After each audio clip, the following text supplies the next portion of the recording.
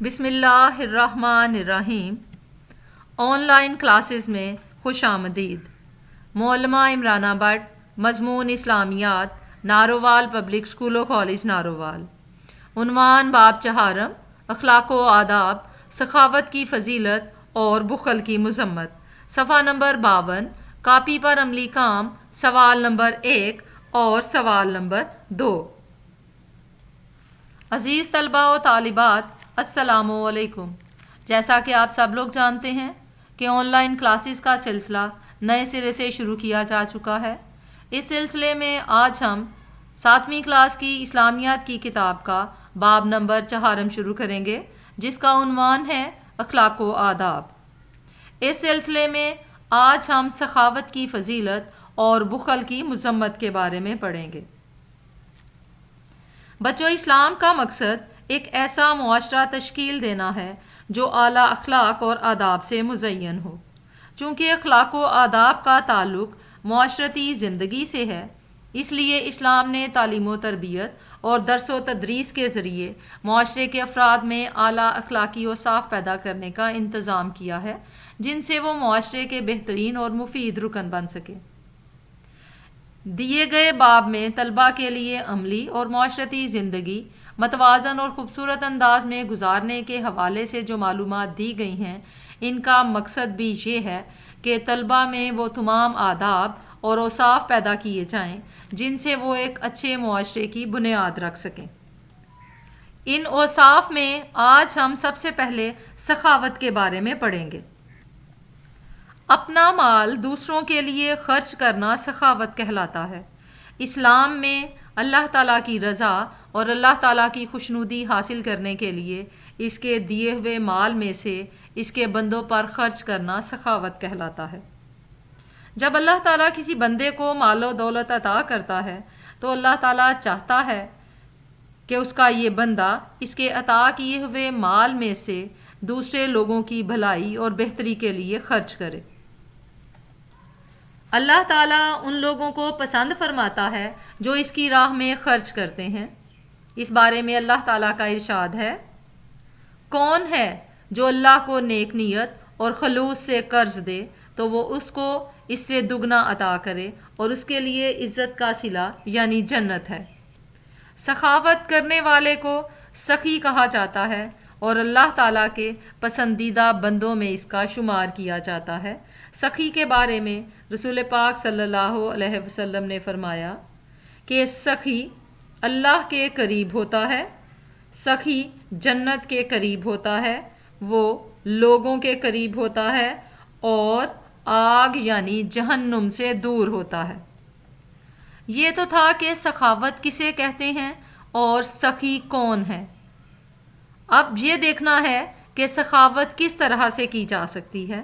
بچوں، سخاوت کے مختلف طریقے ہیں، مثلاً فقراء اور مساکین کو کھانا کھلانا، ضرورت مند کی مدد کرنا، یتیموں کی پرورش کے اخراجات برداشت کرنا، بیواؤں کی مالی مدد کرنا اور رفاہ عامہ یعنی عام لوگوں کی بھلائی کے کام کرنا۔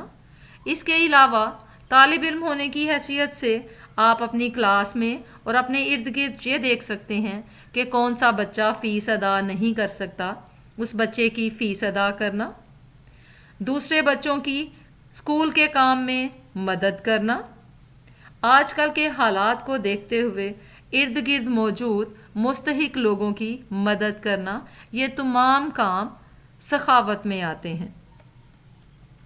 قرآن و حدیث میں سخاوت کی بہت زیادہ فضیلت بیان کی گئی ہے اور اسے اہل ایمان کی خاص صفات میں شمار کیا گیا ہے۔ اس لیے سخاوت کرتے وقت اس میں نمود و نمائش اور دکھلاوا نہیں ہونا چاہیے، کیونکہ اگر سخاوت میں نمود و نمائش یا دکھلاوا ہوگا تو یہ ریاکاری کہلائے گی، یعنی اس عمل میں انسان کا تکبر، غرور اور گھمنڈ شامل ہو جائے گا۔ دکھلاوا اور نمود و نمائش اللہ تعالیٰ کے ہاں ناپسندیدہ قرار دیے جاتے ہیں اور اللہ کے ہاں یہ مقبولیت کا درجہ نہیں رکھتے۔ اس لیے جس شخص کی سخاوت میں دکھلاوا یا نمود و نمائش ہوگی، اس کا اجر ضائع ہو جائے گا۔ اس لیے سخاوت کرتے وقت کسی انسان کے دل میں بھی یہ خواہش نہیں ہونی چاہیے کہ اسے اس کی سخاوت کا کوئی اچھا بدلہ دیا جائے گا، بلکہ اسے صرف اللہ کی رضا اور خوشنودی حاصل کرنے کے لیے سخاوت کرنی چاہیے۔ سخاوت کے الٹ ایک لفظ آتا ہے بخل، جس کا مطلب ہے مال و دولت جمع کرنا، یعنی مالدار ہونے کے باوجود اگر کوئی شخص اپنی جائز اور بنیادی ضرورتوں پر بھی خرچ نہیں کرتا اور کنجوسی کرتا ہے، مال کو جمع کر کے رکھتا ہے اور اس کو سنبھال کر رکھتا ہے، نہ وہ اس مال کو اپنی ضروریات پر خرچ کرتا ہے نہ کسی اور کی مدد کرتا ہے، ایسا شخص بخیل کہلاتا ہے۔ ہماری جائز اور بنیادی ضروریات میں لباس، خوراک، تعلیم، علاج اور سفر وغیرہ کی ضرورتیں آ جاتی ہیں، اور ایک بخیل شخص اپنی ان بنیادی اور جائز ضروریات پر بھی خرچ نہیں کرتا اور دولت جمع کرنے کی دھن اس پر سوار رہتی ہے۔ ایسے شخص کے دل میں مال کی محبت بہت زیادہ ہوتی ہے، مال خرچ کرنے کے لیے وہ کنجوسی کرتا ہے، اسے جمع کر کے رکھتا ہے، مال کو گن گن کر سنبھال کر رکھتا ہے، اور خرچ کرنے کی بجائے اس کی کوشش اور خواہش ہوتی ہے کہ اس کے پاس جو مال موجود ہے اس میں مزید اضافہ ہوتا چلا جائے۔ بچوں، بخل اللہ تعالیٰ کے نزدیک بدترین صفات میں سے ایک ہے، کیونکہ بخل کی وجہ سے انسان کے دل سے اللہ تعالیٰ کی اور اس کی مخلوق کی محبت ختم ہو جاتی ہے اور اس کی جگہ مال کی محبت پیدا ہو جاتی ہے، اور انسان کے دل میں حرص اور لالچ پیدا ہو جاتا ہے، اور ایسا انسان پھر ہر وقت مال جمع کرنے کے چکر میں رہتا ہے۔ بخل کے بارے میں رسول پاک صلی اللہ علیہ وسلم نے فرمایا کہ بندے کے دل میں بخل اور ایمان کبھی جمع نہیں ہو سکتے۔ سخی کو اللہ تعالیٰ کا پسندیدہ اور بخیل کو اللہ تعالیٰ کا ناپسندیدہ شخص کہا گیا ہے۔